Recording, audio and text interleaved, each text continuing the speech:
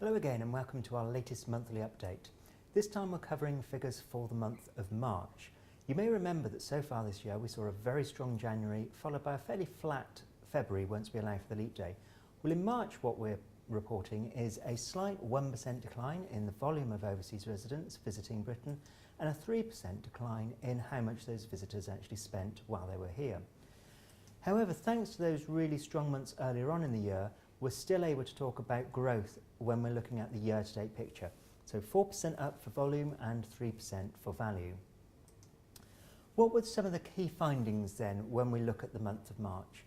Well, it might come as a little surprise to you that yet again we're seeing record numbers of holiday visits from overseas with 840,000.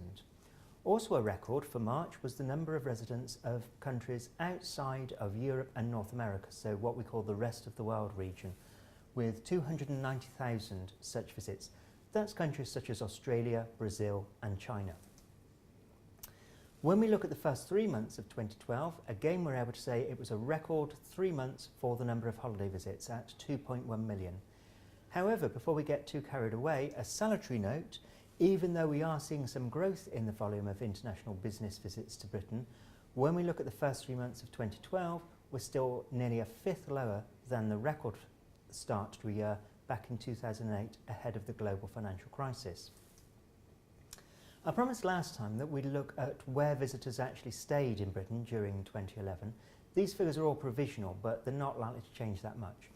Let's start with the picture for holiday visits. And what we can see is very much that London dominates, with very nearly 8 million staying holiday visits last year. Just ahead of a brace of Scottish cities, with the two major conurbations of the northwest of England making up the top 5. Moving on to business visits, we find a rather different picture, but again with London in top spot. Birmingham and Bristol have entered the top 5, whereas we're seeing Glasgow and also Liverpool not there in the top 5 for business visits. Moving on to trips to see friends and relatives, it's the same 5 destinations as for business tourism, but those cities in 2nd, 3rd and 4th place have all shuffled around a little bit.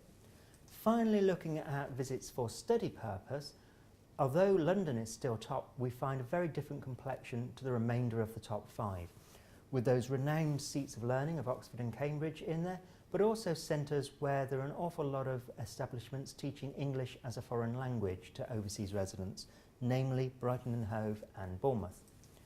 Coming up next time, we'll have the provisional April data, which of course will include Easter, and we'll also take a look at new figures just about to be released by the United Nations World Tourism Organization, covering global top destinations in 2011.